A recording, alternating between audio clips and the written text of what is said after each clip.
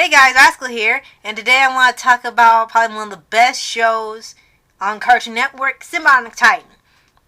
Sym-Bionic Titan aired back in 2010. Wow, 10 years ago. And it was written by Samurai Jack and Dexter's Lab creator, Gennady Tartakovsky. Hopefully I'm pronouncing that right. I apologize if I'm not. And at first, I'm going to be honest, I was not interested in Sym-Bionic Titan at first. Mama Entertainment actually was at first, and I kind of didn't watch it. I was kind of hesitant to see it. I had no idea that the guy even wrote it. I just kind of saw him like, nah, probably not. And then she finally convinced me to watch an episode, and I immediately loved it. The first episode I saw was, I think, episode 5, when they were doing a parody of Fast and Furious Tokyo Drift, and half of that episode was just hilarious with a certain sequence in there. You know what I'm talking about. Now, for here, this was a really great show. But, unfortunately, it got canceled. Like everything else good that comes on this network, it got canceled because they didn't have any toys. Yeah, they had no toy lines. They didn't have a toy license. They couldn't get a toy license, so they had no merchandise to go with it. So, like Thundercats 2011, they just took it off the air. And the bad news is that it had a cliffhanger at the end of the season like Thundercats. And the clip was meant to go on for at least 2 seasons. It looks like it wasn't going to be that long of a show. It was just going to be maybe 2 seasons and that's it. So thanks so much for that, Cartoon Network. You know how to chop off some good entertainment. But anyway, for here, for me, watching the show, it was similar to the Samurai Jack episode that they had. It was called Jack and the Flying Prince and Princess. It almost had the same storyline with the 2 aliens, except both of them were royalty instead of just one. They had a robot there to help them. They crashed on this other planet, and the planet was being invaded, so they went to get help. And yeah, it was pretty similar to that, so I kind of considered that maybe that was the starting point for Sym-Bionic Titan before it even became a show. And even more so later when they had Samurai Jack for the 5th season, when they had Ashi, she looked like Alana with black hair. So go figure. And for here, I really, honestly, really enjoyed the show. I really liked the characters. There was a lot of action because this was back when we had lots of action shows going on several channels. You had your mixture of action, comedy, drama, and so forth. So it was really a fun thing to watch on Cartoon Network, and then later became part of Toonami because it was more mature in Cartoon Network's eyes. But yeah, I can kind of see that because maybe some of the imagery and the blood and stuff, maybe that's why I didn't want it on Cartoon Network. But honestly, I think kids probably see worse than that if they watch horror movies, so there's really no difference. But anyway, yeah, for this show, I really enjoyed it. I think I have like 3 favorite episodes. Well, first, let me get into the characters. There's Lance, who's voiced by Kevin Toms. No, not Lance from Voltron, although he acts more like Keith from Voltron, so I don't know how we got there. You got Alana, who's voiced by the amazing Tara Strong, and then you got Octus, who's voiced by Brian Potion. We actually have her in Steven Universe and other shows doing voice acting still. And here, just like what I just mentioned with the Samurai Jack episode, they're fleeing from their home planet, and they're hiding the heir to the Galunian throne, Alana. And for here, it's sort of like a Monster of the Week style show where they have, like, every episode there's a monster that this villain, General, what's his name? Modula? Yeah, General Modula, something like that. And he's sending out monsters to kill them pretty much every episode. But each one keeps failing, so you kind of get a new one every time, almost like the original Voltron and the Robeast thing.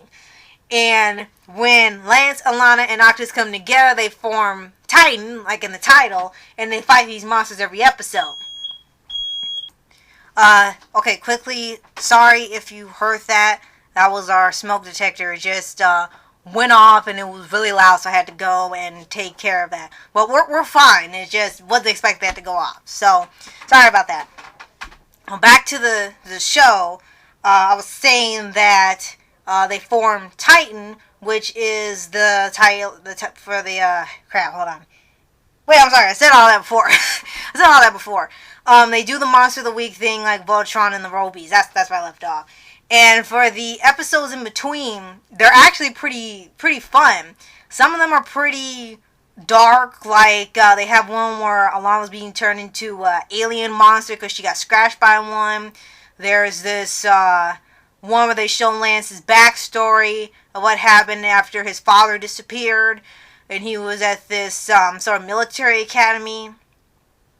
They have one called Shaman of Fear, which was like this nightmare wraith that was invading Lance and Lana's dreams and giving them nightmares and hallucinations. But then they would have like some pretty comedic episodes, like they had one Elephant Logic where Lance and Lana couldn't get along, so Octopus was relying on this little kid show to give him advice on how to handle it. Like, aren't they 17 probably? They have Roll the Right Dragon, which was, like I said, a parody of the Fast and Furious Tokyo Drift movie. I thought that was pretty cool, and especially when we get to the later half with the driving exam. There's one called Tashi 497, which was like a bittersweet episode. It was like that song The Pelters for Thundercats, where it was kind of sad when it got towards the end. Then of course there's the one where Kimmy, who's supposed to be the mean girl at the school, ends up liking Octus, and it's just hilarious. The whole episode is just freaking hilarious. And then when they get to the last few episodes, they go into a 3-part story with the numbers off cliffhanger. And like I said, it looks like they were meant to have only 2 seasons, like Thundercats. It wasn't meant to go on for seasons upon seasons upon seasons. So even though the show didn't have the license, well, you could at least let it finish. I mean, that's the least you could do. I mean, I know they're really big on merchandise and selling to kids, but you still would have had something with adults anyway. They were giving you viewership anyway. You had over 1 million viewers every time, so I don't see a reason to just cancel because of that. And unfortunately, like Thundercats, they had planned out more episodes for season 2 before the show was canceled. So clearly they had planned this to go on maybe another 20 episodes or maybe just 10. And it kind of sucks that they canceled it because it was really good. It was pretty ahead of its time considering these are the type of shows that Netflix has now, because Netflix is pretty much the outlet for action cartoons now. When you think about it, I mean, we have Voltron, Troll Hunters, Carmen Sandiego. Lots of action-oriented cartoons are on there now.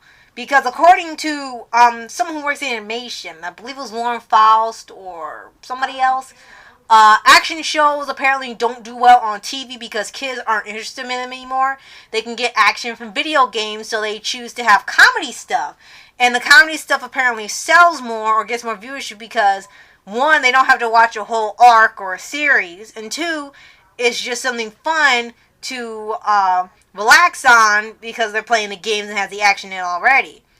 Well, here's the thing. Clearly that can't be true because we got action shows on Netflix and they strive on there. I still want action shows on TV, even if they're on Netflix. I still want them on TV too. I mean, I grew up with Ben 10 and Generator Rex. I had Star Wars Clone Wars, but I never watched it. I wish I did now. I had Sym-Bionic Titan. We had Thundercats, even though I didn't watch it at the time. We had Samurai Jack. We had so many things on at the time with a mixture of comedy stuff. So you had a whole platter of different things you could pick from as you wanted to see, whether live or on demand or on renting or whatever. But for here to say that is really not true, because Sym-Bionic Titan is probably one of the best shows Cartoon Network ever had.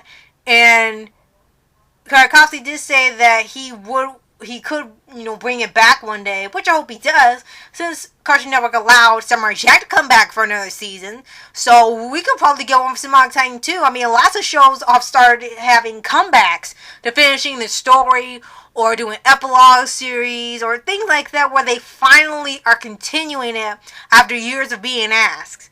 So if you haven't seen, there's really a chance for it to come back. I just hope it comes back before we're all like, what was that show again? So you've seen Sym-Bionic Titan. You can let me know were your favorite episodes or your characters in the comments. You can even see it on Netflix now to binge watch all over again if you have seen it, or start from the beginning if you haven't seen it. Cause it's really good. I mean, I'm actually gonna watch it again soon because it was a really, really good show. I just wish it was on DVD so we own it forever. But that's pretty much it. Like I said, let me know what you guys think of the show below. If you have seen it, let me know everything ever. You can even write a whole big old paragraph if you want. The more the merrier. And if you haven't seen it, like I said, check it out on Netflix. It's definitely worth a watch. And I'll see you guys next time. Later.